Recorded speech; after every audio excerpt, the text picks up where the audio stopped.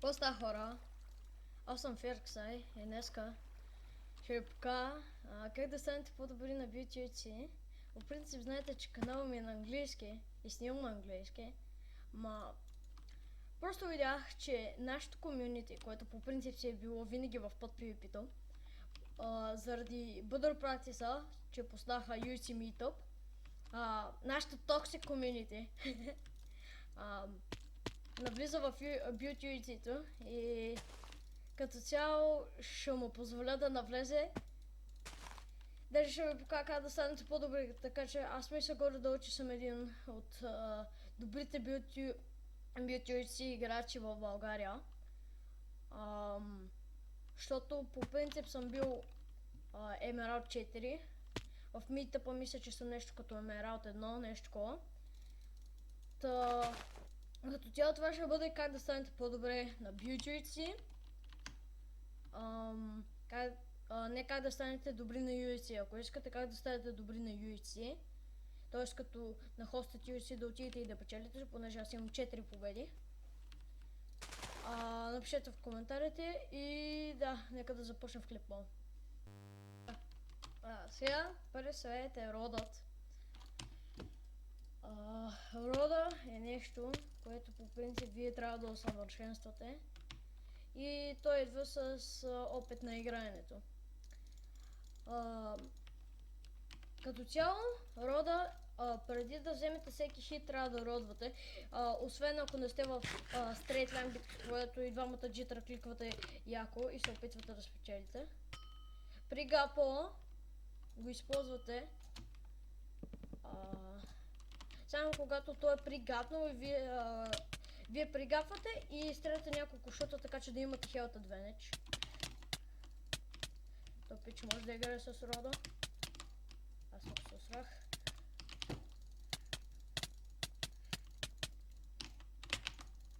Ето видяхте ли? Това се нарича род комбо.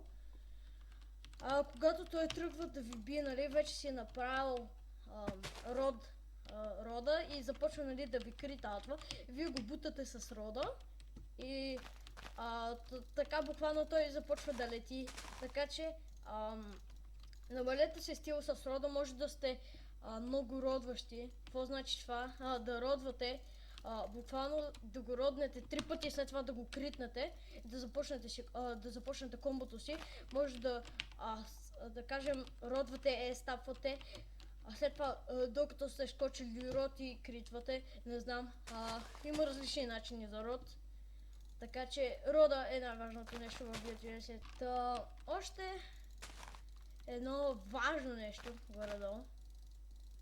В BTC-то, колкото е странно да звучи това, ако сте токсик и ако трайхардите супер много, няма да успеете за никъде. По принцип как да задобреете на BTC е просто не бъдете токсик, защото комьюнитито на UTC в момента е супер чил. Това са много дебъфари. И по принцип спеквам хора, които не играят много дебъф и мисля, че имам някъде снимки, ако ги намеря, сега ще ги сложа на екрана. Да видите колко токсик сте или в смисъл колко кринч изглежда като сте някакви като kill yourself, понеже са ви убили на половинка или нещо такова. Втория ми съвет е лавата. Лавата винаги трябва да ви е на удобен подбар. По принцип, това ще говорим в следващия етап на клипа. Лавата трябва винаги да ви е на едно от най-удобните места. Гледайте, че блъсквано.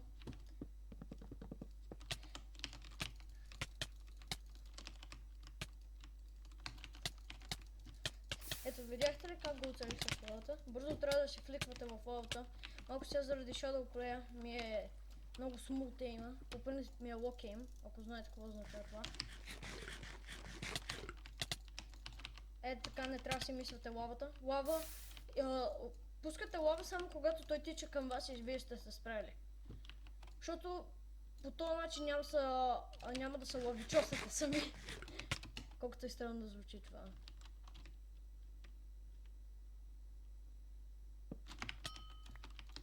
Когато винаги срещу глас стената слагате лава на глас стената.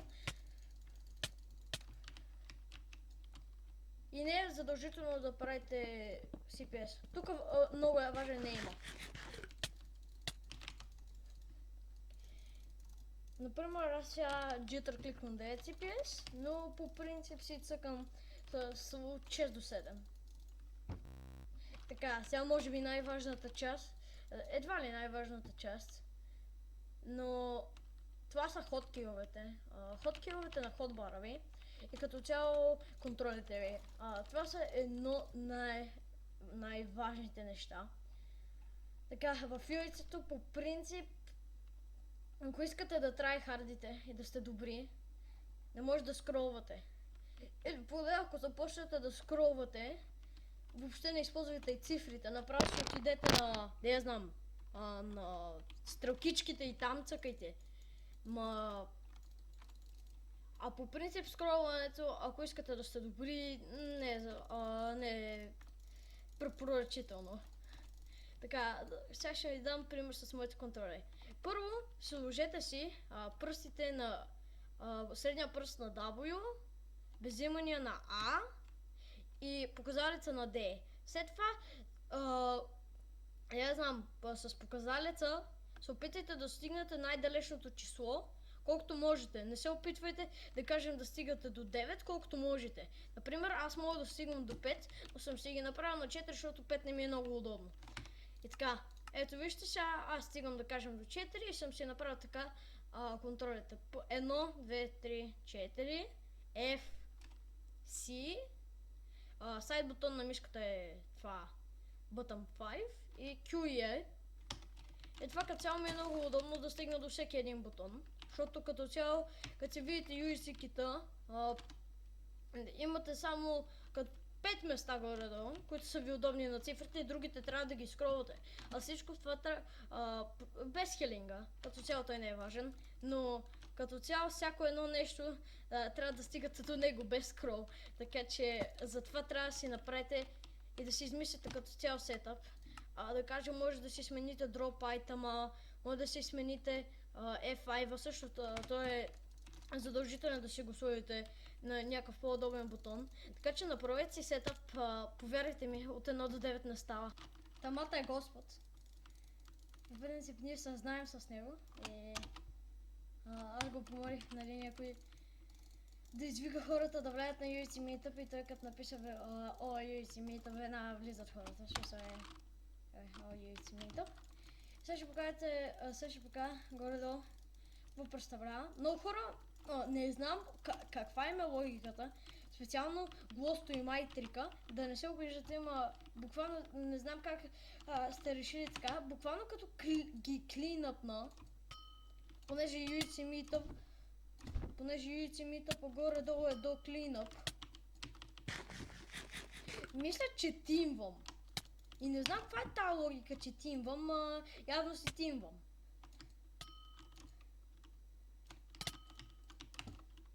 Кажем, в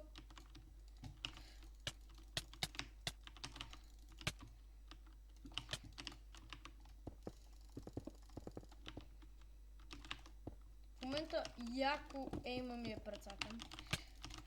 Лата ми на лайстрим, ето там стримва с OBS, то не ми забавя сега. Не ми лагва мишката от него. Не знам от компа ли ми е, на Shallow Play ми предлага целия им. Топич не спря да бя. Иска да болваме.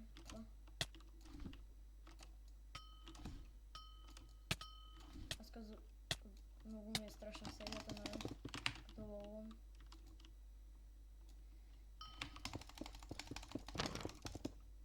Майка му да иба микрофона. Майкото да е.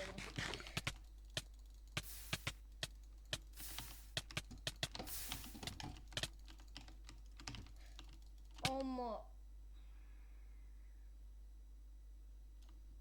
Бас якото. Уау. То пече и той беше лагнал.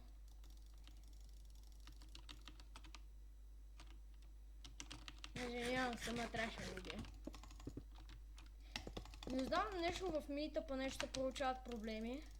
Буквално FPS ми слиза до 0 и след това се качва.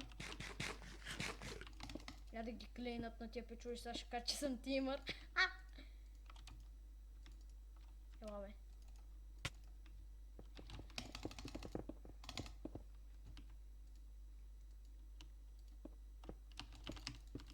What? Майка му да еба. Това те скайбейсваш ли бе?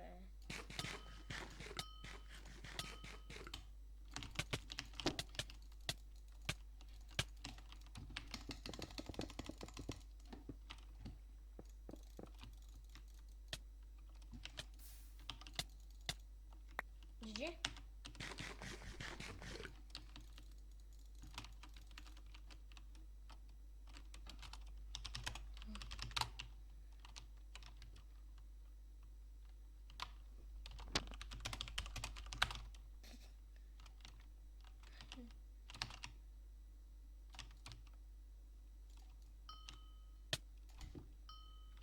Той томата е добър.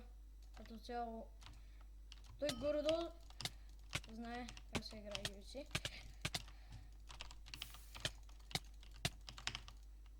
Гага. Това е. Това.